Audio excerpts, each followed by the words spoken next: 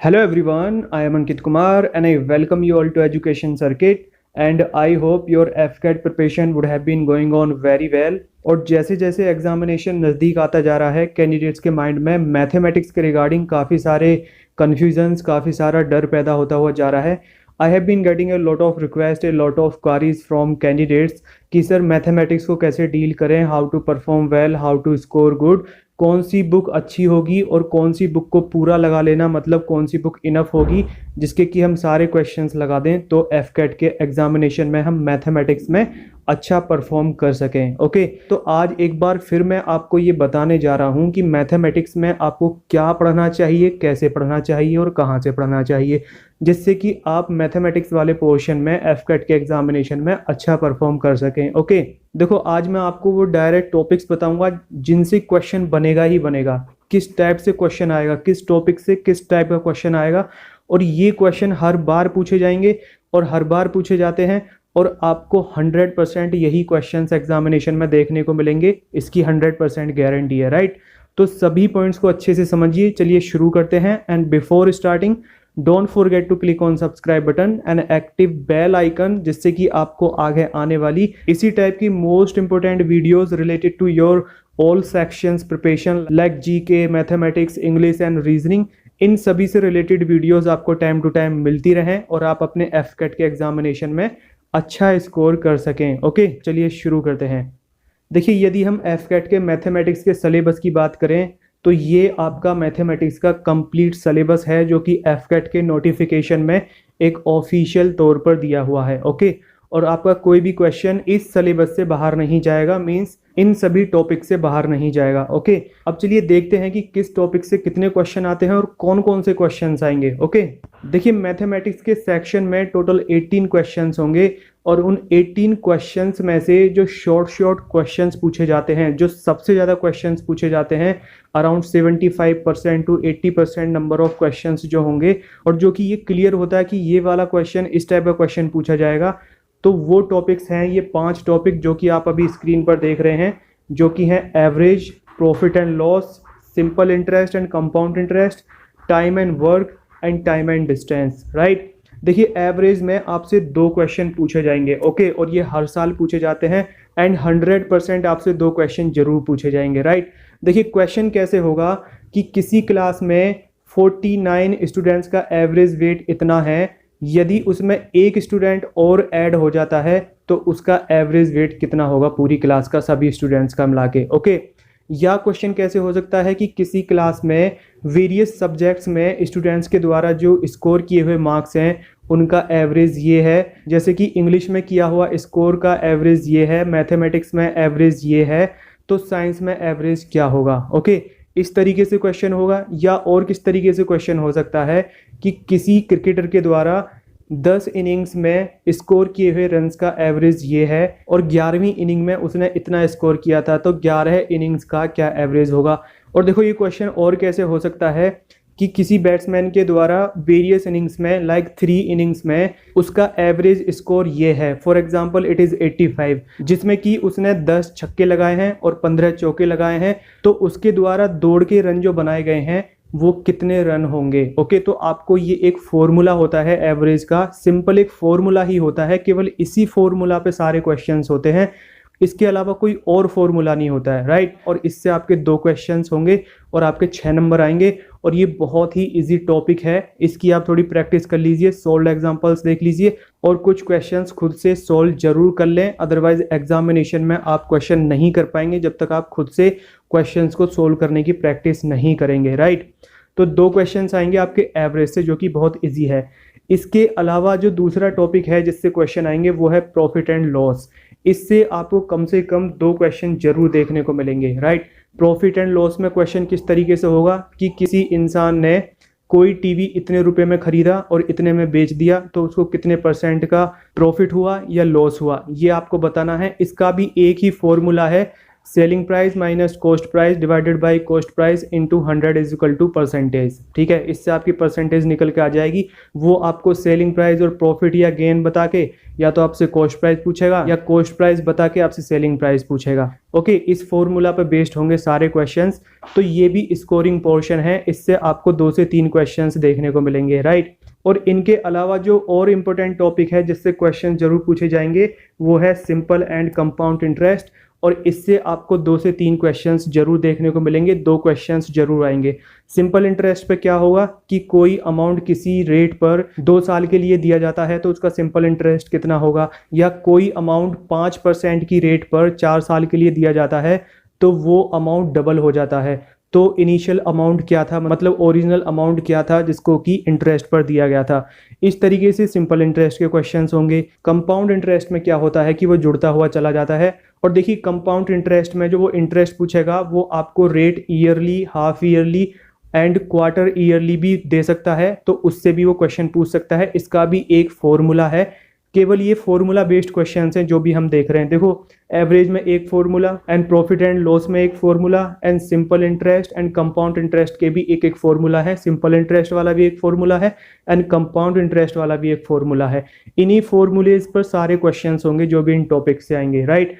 और इन दोनों से आपको 2 से 3 क्वेश्चंस जरूर देखने को मिलेंगे। ओके, बड़े सिंपल क्वेश्चंस होंगे, बस आपको थोड़ी सी प्रैक्टिस करनी है। इसके अलावा जो इंपॉर्टेंट टॉपिक है वो है टाइम एंड वर्क। देखिए टाइम एंड वर्क से आपको कम से कम 3 क्वेश्चंस जरूर देखने को मिलेंगे, 2 से 3 क्वेश्चंस आपको जरूर मिलेंगे।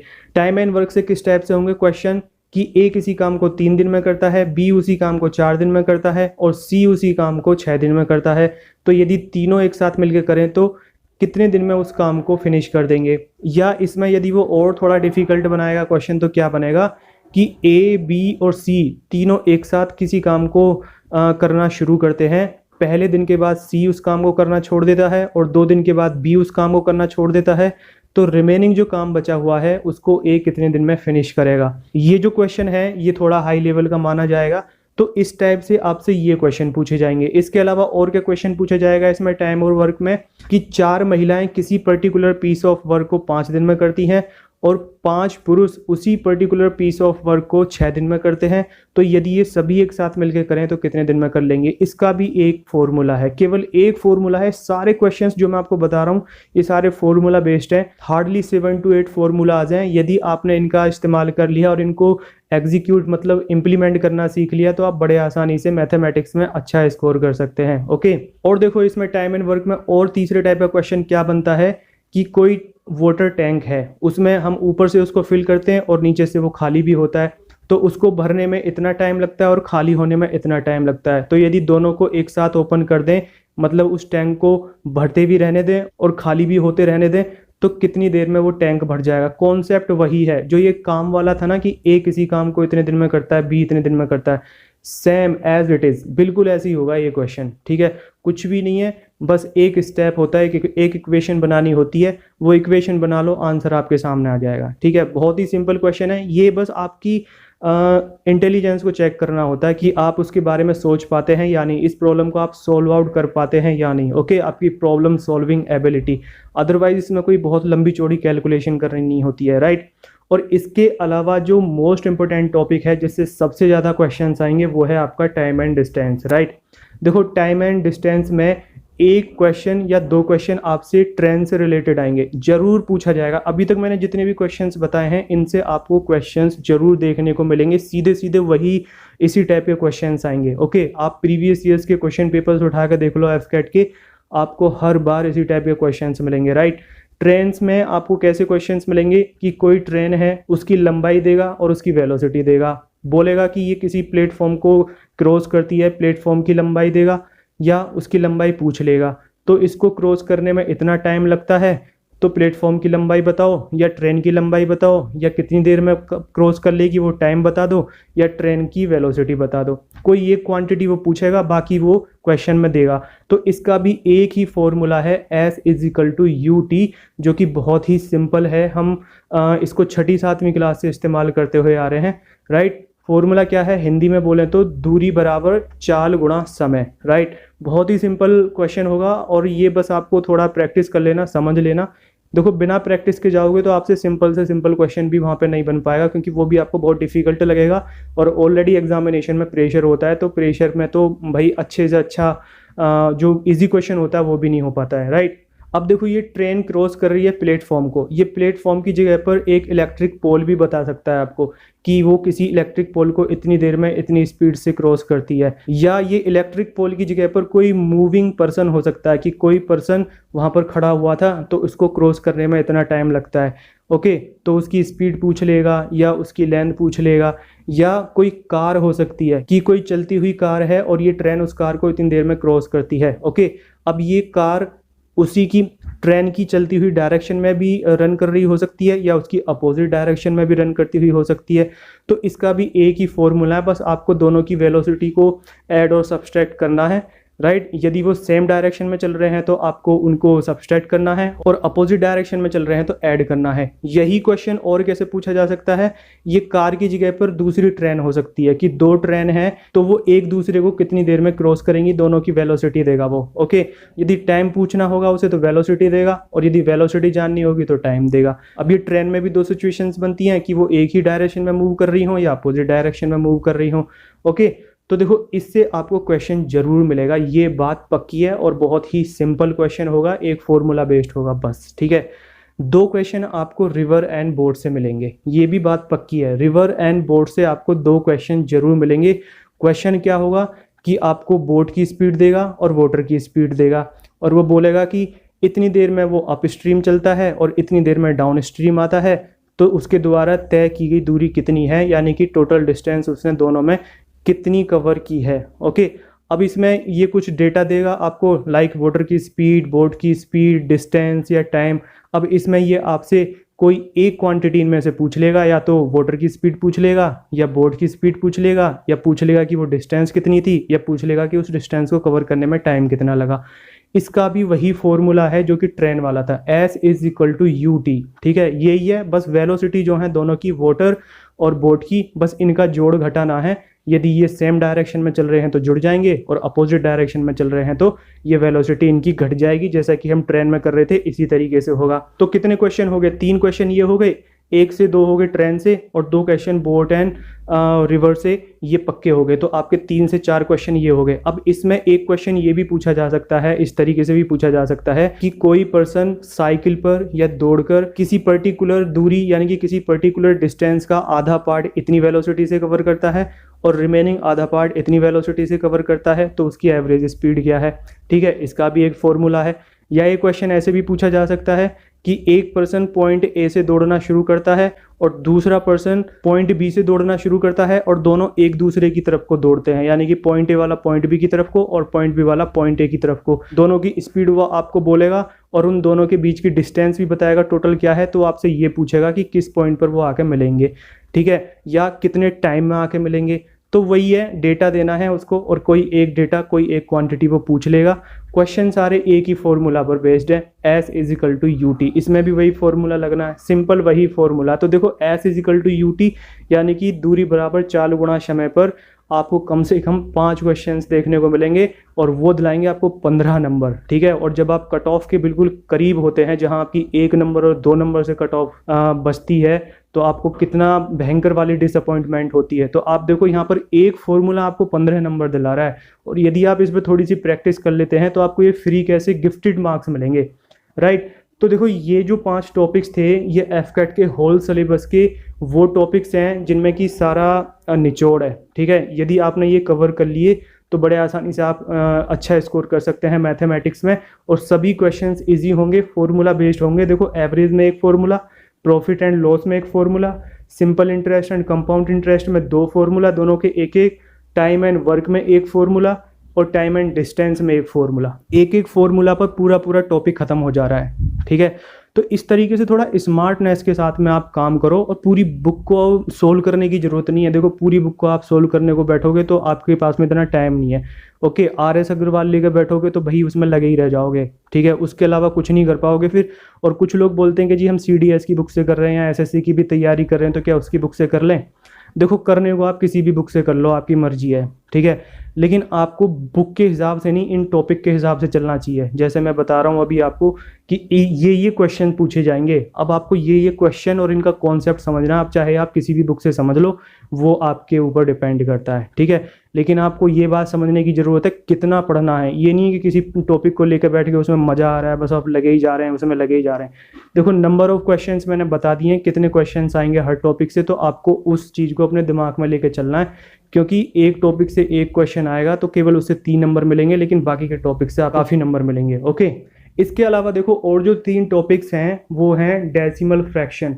डेसिमल फ्रैक्शन से भी आपको 1 से 2 क्वेश्चन देखने को मिलेंगे। देखो क्वेश्चन क्या होगा इसमें कि किसी नंबर का 80% उसी नंबर के 20% से 60 ज़्यादा है, तो वो नंबर क्या है, ओके। या क्वेश्चन किस तरीके से होगा कि मोहित ने किसी नंबर का 25% निकालने की बजाय उसका 75% निकाल दिया, ठीक है। 75% जब उसने निकाला तो ये नंबर आया, तो सही नंबर क्या है। इस टाइप से क्वेश्चंस होंगे, ओके। और क्वेश्चन क्या होगा, रेशियो एंड प्रोपोर्शन से होंगे। रेशियो एंड प्रोपोर्शन से क्वेश्चन देखो किस तरीके से होंगे कि ए, बी और सी इनका जो रेशियो है इनकी अर्निंग का 1/2/3 है, राइट। और ये तीनों मिलकर 760 रुपये कमाते हैं, तो इन तीनों की अर्निंग का अलग अलग क्या मतलब क्या इनकी अर्निंग होगी। इस टाइप से क्वेश्चन होंगे। और देखो इससे क्वेश्चन जरूर आएंगे, रेशियो एंड प्रोपोर्शन से क्वेश्चन जरूर होंगे, 1 से 2 क्वेश्चन जरूर मिलेंगे आपको। परसेंटेज से भी क्वेश्चन होंगे, ओके। और देखो ये रेशियो एंड प्रोपोर्शन में और क्या क्वेश्चन होगा, मिक्सचर वाला भी क्वेश्चन होगा कि दूध और पानी का मिक्सचर का जो रेशियो है वो इतना है, और यदि हम इसमें 2 लीटर पानी और मिला दें तो वो मिक्सचर का रेशियो क्या होगा, या 4 लीटर दूध और मिला दें तो उस मिक्सचर का रेशियो क्या होगा, ओके। परसेंटेज में क्वेश्चन क्या होगा कि कोई नंबर इतना बढ़ा दिया जाता है तो उसमें कितना इंप्रूवमेंट होगा, मतलब उसमें कितने % का इंक्रीमेंट होगा, राइट। तो इस तरीके से क्वेश्चंस बनेंगे। और देखो ये जो है ना, ये जो 3 टॉपिक हैं इन पर थोड़े से डिफिकल्ट क्वेश्चन बनते हैं, specially ratio and proportion and percentage, क्योंकि इसमें थोड़ा सा दिमाग लगाना होता है। क्वेश्चन तो सिंपल होगा, ठीक है, लेकिन इसमें कई बार कैंडिडेट फंस जाता है। अब जब आप फंस रहे हो तो आपको उसको छोड़ देना चाहिए। तो देखो ये है मैथमेटिक्स की तैयारी करने की स्ट्रेटजी, और आपको वहाँ पे भी इसी तरीके से परफॉर्म करना चाहिए एग्जामिनेशन में। आई होप आपको इससे काफ़ी मदद मिलेगी, and if you feel that it will help you a lot, and if you feel that this is helpful for you, informative for you, so please like it and share it with your friends.